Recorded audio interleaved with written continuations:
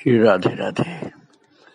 भक्तों, प्रभु के प्रेमियों का जीवन सहज ही उपदेशमय होता है, अर्थात उनका चरित्र, उनकी जीवनचर्या, उसको कोई निकट से देखता है तो अपने आप उपदेश प्राप्त होता है। फिर भी कभी कभी कृपा करके ये महान पुरुष लोग उपदेश की बातें बोल देते हैं तो साधकों के लिए बड़ी सरलता हो जाती है आगे बढ़ने में। श्री गया प्रसाद जी महाराज की यही विशेषता थी, बड़ा ही आदर्श जीवन था। फिर भी कभी कभी अपने मुंह से बता देते थे साधकों के लिए कि ऐसा करना चाहिए। वो कहते थे कि भगवान शंकर जी का काम संहार करना, इसलिए सर्वप्रथम उनकी उपासना करके शरणागत के अंतःकरण के विकारों का संहार करा के निर्विकारी बनाते हैं शिव जी। तत्पश्चात भगवान श्री राम जी का जीवन मर्यादित है, सर्वाचरणीय है, इसलिए श्री रामोपासना करा के शरणागत को मर्यादित रखना सिखाते हैं भगवान श्री राम जी। शुद्ध कृष्ण भक्त थे ना गया प्रसाद जी, इसलिए कहते थे रामोपासना के बाद कृष्ण भक्ति की पात्रता प्राप्त होगी। और कृष्ण भक्ति में यदि पहले ही लग गए और राम जी की और शिव जी की भक्ति नहीं किए तो गया प्रसाद जी का कहना था पूर्ण पात्रता नहीं प्राप्त होती है। इसलिए ये ध्यान देना पड़ेगा कि पहले शिव जी की उपासना, फिर राम जी की उपासना, तब कृष्ण भगवान की भक्ति प्राप्त कर पाओगे। और भक्तों, संतों की संगत में जीव का विकास बहुत जल्दी होता है। संतों की संगत में पवित्र कीर्ति, प्रभु के पराक्रम युक्त परम सुखद चरित्र सुनने को मिलते हैं, जो हृदय और कानों के लिए स्वादिष्ट रसायन के जैसा कार्य करते हैं। तो बहुत दिनों तक खुद साधना करने पर वो फल नहीं मिल पाता, जो महान प्रभु प्रेमी संतों के संग रहने पर अपने आप मिल जाता है। इसीलिए सत्संगत की अपार महिमा गाई गई शास्त्रों में। भक्तों, गया प्रसाद जी के गुरुदेव जी उड़िया बाबा जी थे। इनकी एक शिष्य थे पूज्य श्री कार्तिकेय जी। ये बाबा की कृपा से बहुत ही ऊंची स्थिति के संत थे। इन्हीं की एक प्रमुख शिष्या थी किशोरी जी, जो फैजाबाद में सरयू तट पर स्थित आश्रम में रहती थी। और इनके विषय में सुना गया था कि ये सदा श्री जानकी भाव भावित या जानकी सहचरी भाव निमग्न रहती है। इनको अधिकतर बड़ा विचित्र भावावेश हो जाया करता था। और पूज्य श्री बाबा महाराज के समय में ही यह एक बार किशोरावस्था में ही वृंदावन पधारी थी। उसी समय की बात है। हाथरस निवासी ब्रजनाथ शरण अरोड़ा जी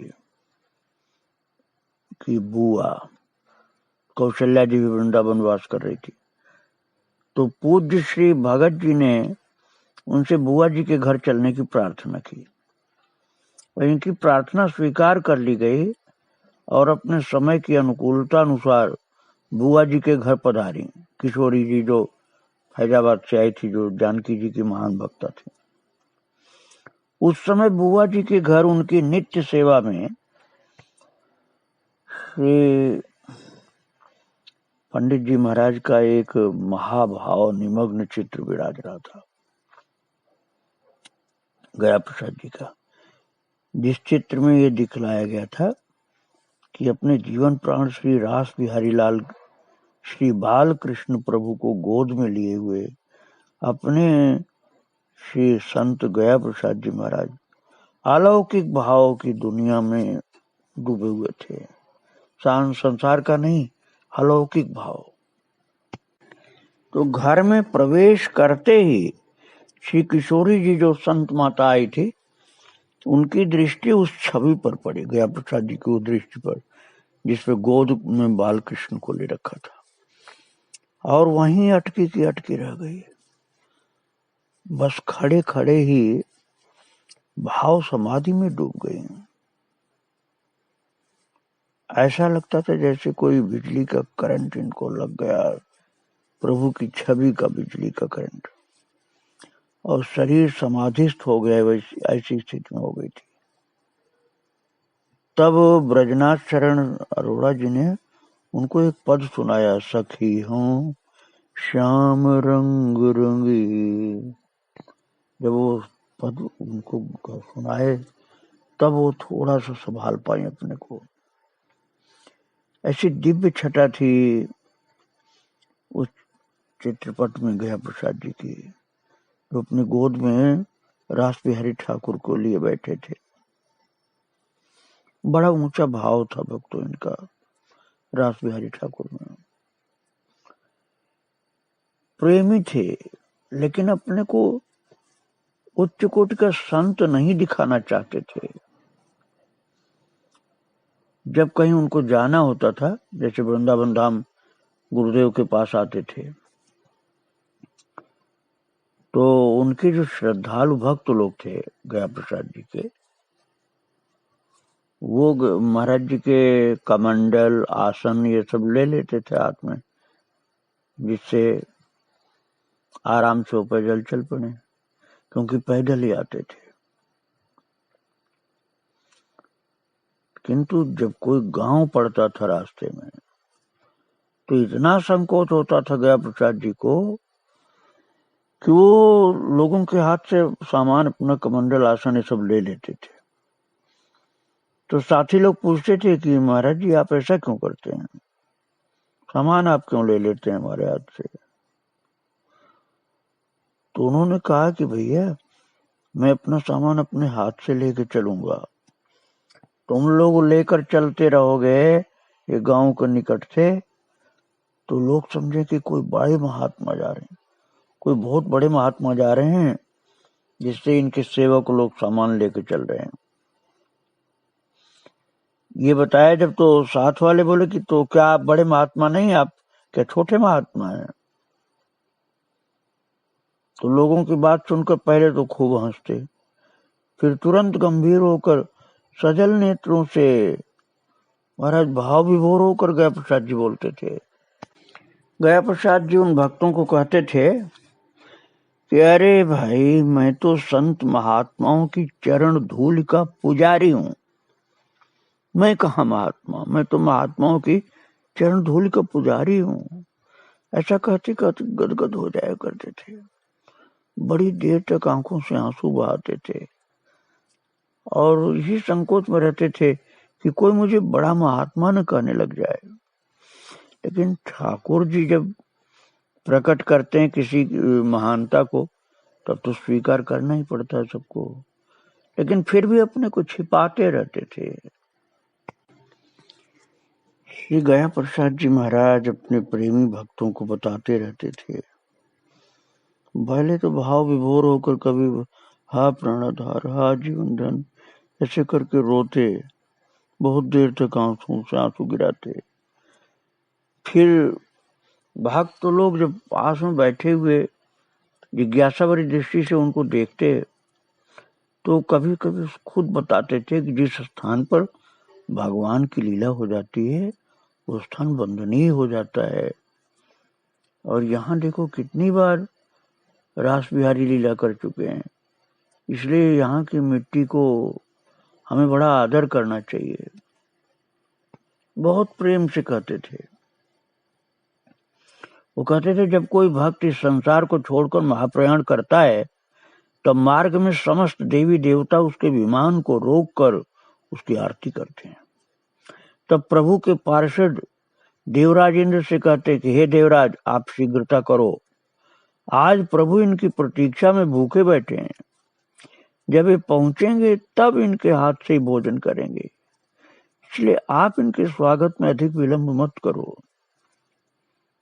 उसी भक्त के पार्थिव श्री अंग की भस्मी को लेकर भगवान शंकर जी अपने समस्त शरीर पर लगा लगा करके नेत्रों से अश्रु बरसाते हैं और प्रेम विभोर होकर कहते हैं शिव जी कि मेरे प्यारे का प्यारा आज प्रभु के पास गया है।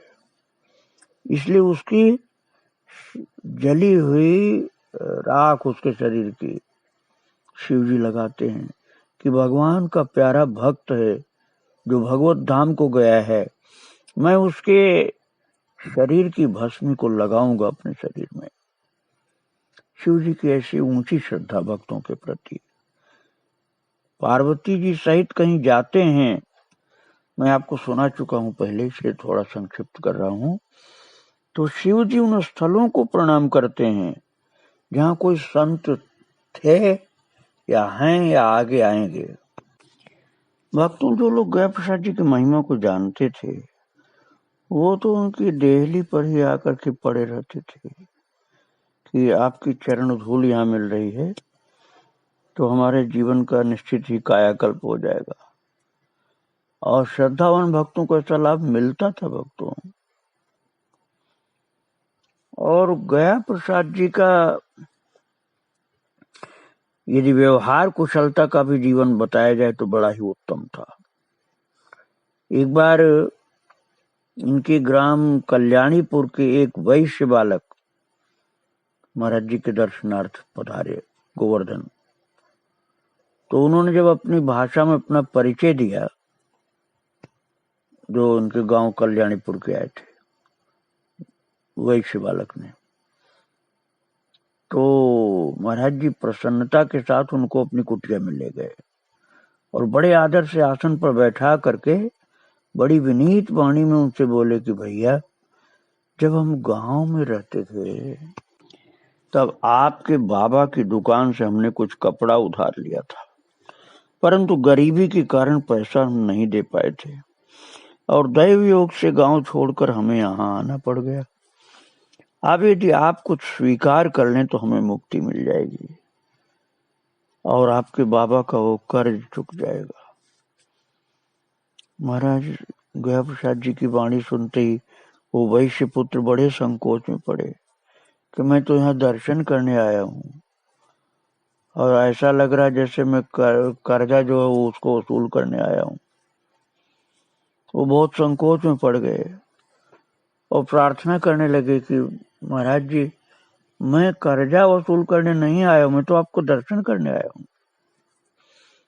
लेकिन इतनी प्रार्थना की गया प्रसाद जी ने कि उस वैश्य बालक को लेना पड़ा 5 रुपए, आज के जमाने का नहीं, उस जमाने का, कम से कम 5,000 तो आप समझ लीजिए। तो वो 5 रुपए उन्होंने एक खुशीराम जी थे उनके हाथ से दिलवाया था और अपने पूर्वाश्रम की व्यवहार की शुद्धि कराई थी, कहीं कोई बंधन न रह जाए, इसलिए जिसका कर्जा लिया है उसको देना जरूरी है। कहते थे ये कार्य बहुत सावधानी से करना चाहिए। अब मैं आपको ये बता रहा हूँ कि भंडारे के जो प्रसाद की निष्ठा कैसी थी और गुरु आज्ञा का प्रभाव कितना था, इस विषय में मैं आपको एक बात सुनाना चाहता हूँ जो हम लोगों के जीवन के लिए बड़ी उपयोगी बातें। जब गिरिराज जी का पूजन होता था अन्नकूट के दिन या कोई भंडारा होता था, गिरिराज जी को भोग लगता था गोवर्धन जी में गया प्रसाद जी के द्वारा, तो दोनों हाथों से खूब भोग लोगों को देते थे। लेकिन जो उनके निकट में रहने वाले साधक लोग थे उनको भरपूर नहीं देते थे। कहते थे तुम लोग तो भिक्षा मांग करके प्रसाद पाओ, इसमें से 1-1 तोला लो, 1-1 तोला मतलब 10-10 ग्राम, थोड़ा थोड़ा सा ही प्रसाद देते थे। और जब स्वयं गया प्रसाद जी का नंबर आता था प्रसाद लेने का, तो केवल उंगलियों पर लगे हुए प्रसाद कणों को ही चाट करके जल का घूंट भर लेते थे, पी लेते थे और प्रसाद नहीं खाते थे भंडारे का। महाराज जी कहते थे इन बड़े बड़े भंडारों में जिनका धन लगता है उनकी वासनाएं उसमें मिली रहती हैं कि हमारा ये काम हो जाएगा भंडारा करने से, ये मुकदमा में जीत जाएंगे, ये संकट कट जाएगा, ये झगड़ा मिट जाएगा। तमाम प्रकार की वासनाओं के साथ वो भंडारा करते हैं और धन की शुद्धि भी नहीं रहती, इसलिए इसको भरपेट खाना ठीक नहीं। अब ये नियम था गया प्रसाद जी का, और अपने शिष्यों सेवकों को भी इसी नियम का पालन करवाते थे जो भजन करने वाले लोग थे। अब आप सुनिए कि गुरु आज्ञा का कितना बड़ा महत्व मानते थे कि एक बार श्री उड़िया बाबा जी के पास आए जो उनके गुरुदेव थे। तो भोजन के समय पूज्य श्री उड़िया बाबा जी ने अपने सभी जो भक्त थे उनके सहित बुलाया और बोले कि प्रसाद पाओ सब लोग। तो वो सब तो गया प्रसाद जी के शिष्य थे, उनको तो यही आज्ञा थी भंडारे में भरपेट भोजन नहीं किया करो, जरा से लिया करो। तो महाराज कोई प्रसाद पाने को तैयार नहीं, सब पीछे खिसकने लगे, क्योंकि पहले से यही सिखाया गया था उनको। अब आप लोग कहीं इस भ्रम में न पड़ जाएं कि प्रसाद भंडारे का लेना ही नहीं चाहिए, इसलिए इस बात को मैं सुना रहा हूं जो गया प्रसाद जी के जीवन की एक घटना। अब गया प्रसाद जी सोच रहे थे मैं तो एक कण लूंगा बस, और उनके शिष्य लोग भी यही सोच रहे थे। तो उड़िया बाबा ने कहा गया प्रसाद जी से कि पंडित जी आप इन सभी से कहो कि सभी लोग प्रसाद बैठ करके भरपेट पाएं। अब क्या कहते हैं गया प्रसाद जी, अब तो गुरु की आज्ञा हो गई। अब तो जैसे टोली नायक ही पकड़ा गया, तो सारी टोली जो थी ना शिष्यों की वो सब लाइन से बैठ गए। और गया प्रसाद जी ने कहा गुरु आज्ञा गरीयसी, गुरु की आज्ञा सबसे श्रेष्ठ में होती है, उसमें कुछ विचार फिर नहीं करना चाहिए। तो गुरुदेव की आज्ञा अनुसार उन्होंने भी भरपेट प्रसाद पाया और शिष्यों ने भी भरपेट प्रसाद पाया। भगवान का भोग प्रसाद है, इस भाव से आपको प्रसाद लेना चाहिए।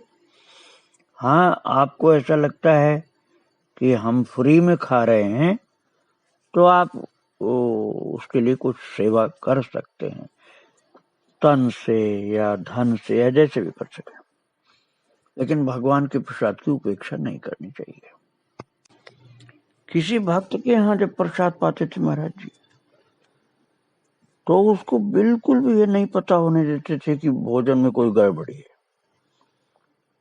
एक भक्ता के यहाँ प्रसाद पाया श्री गिरिराज जी में, तो वो बेचारी भाव विभोर इतनी थी कि वो नमक डालना ही भूल गई। साधु लोग रामरस बोलते हैं, तो रामरस डालना ही भूल गई, और बिना रामरस अर्थात बिना नमक का भोजन महाराज जी के सामने आया गया प्रसाद जी के सामने। तो उन्होंने प्रभु को याद करके मानसिक भोग भगवान को लगाते हुए जब पाना शुरू किया, तो महाराज बिना नमक का ही पूरा भोजन पाए, किसी से कुछ नहीं कहा।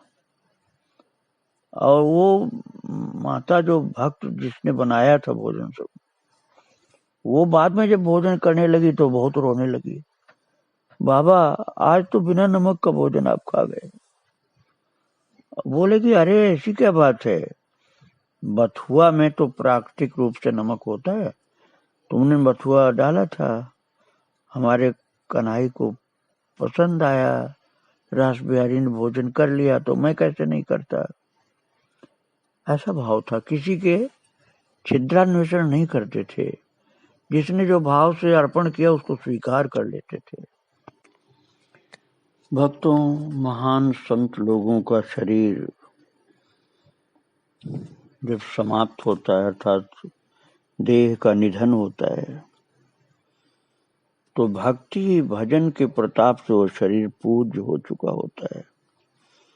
उसको छूने पर आपको सूतक नहीं लगता है, आपका जीवन पवित्र हो जाता है।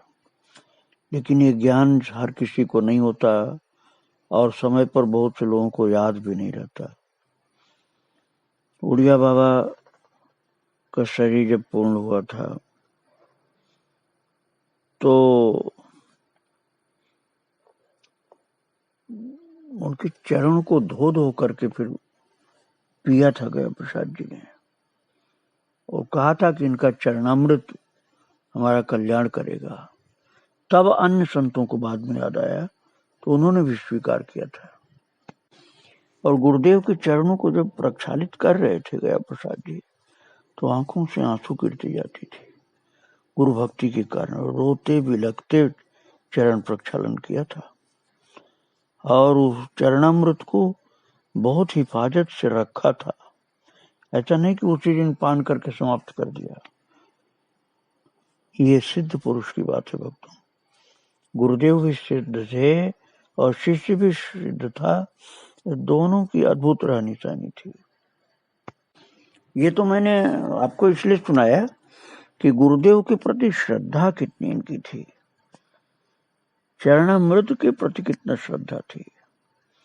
किंतु अपने को गुरु के सामने विशेषता युक्त नहीं दिखलाते थे कि मैं बहुत महान शिष्य हूं आपका या बहुत बड़ा संत हूं। ऐसा नहीं अपने को प्रकट होने देते थे, बहुत दीन बन करके रहते थे। एक बार तो धीरे से उन्होंने कहा था स्वयं, जब गुरुदेव ने कहा पंडित जी, तो एक खुशीराम भक्त थे, उनसे कहलवाया कि गुरुदेव आप मुझसे पंडित जी मत कहा करिए। तो गुरुदेव उड़िया बाबा ने पूछा कि फिर मैं क्या कहा करूं। तो उत्तर में अपनी आंखें बंद करके थोड़ा नीचे झुका करके मधुर विनीत वाणी में धीरे से कहा कि बाबा मेरा तो आप नाम लिया करें, और मैं तो बहुत छोटा हूं इसलिए मेरा नाम लेना ही ठीक है, मैं आदर के योग्य नहीं हूं। ऐसे गुरु के सम्मुख विनम्रता की स्थिति इनकी रहती थी। और एक बार तो स्वयं हरि बाबा ने कहा था गया प्रसाद जी के लिए, जब उड़िया बाबा का शरीर नहीं था, ब्रह्मलीन हो चुके थे वो, तब की बात है। हरि बाबा की सन्निधि में ही अनेक संत उड़िया बाबा आश्रम में विराजमान थे। तब सभी के बीच सद्गुरु निष्ठा की चर्चा चल पड़ी तो पूज्य हरि बाबा ने कहा था, और भाव विभोर होकर कहा था कि हमारे बीच में आज पूज्य पंडित जी महाराज के समान दूसरा कोई सद्गुरु निष्ठ नहीं है। पंडित जी महाराज में तो गया प्रसाद जी, ये हरि बाबा के शब्द थे। और उड़िया बाबा का चरणामृत महाराज पूरे जीवन रखा था गया प्रसाद जी ने। हो सकता है उनके भक्त लोगों ने अब भी रखा हो, लेकिन पूरे जीवन गुरु जी का चरणामृत उनके पास रहता था। और महान संतों के लिए गया प्रसाद जी के मन में बहुत आदर भाव रहता था।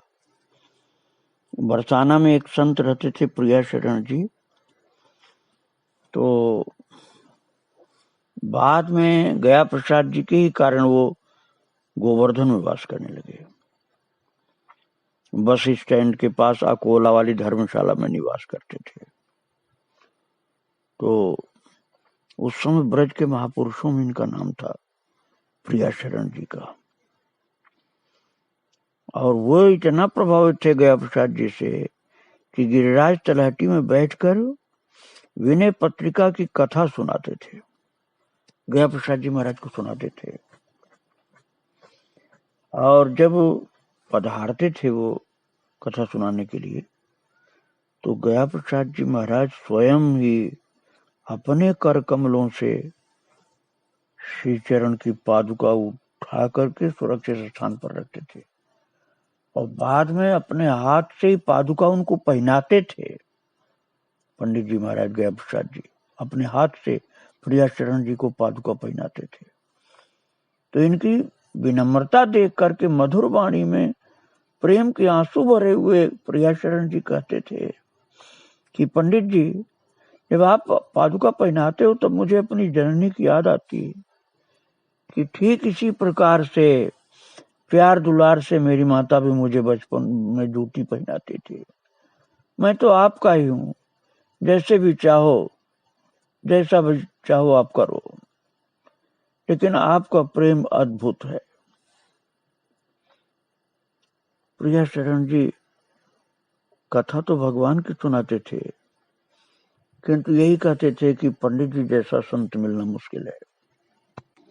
प्रियाशरण जी महाराज का गया प्रसाद जी के लिए भाव कितना ऊंचा था, मैं आपको फिर आगे सुनाऊंगा। आज इनको प्रणाम करके यहीं विराम दे रहा हूँ प्रवचन को। श्री राधे राधे, जय श्री राधे।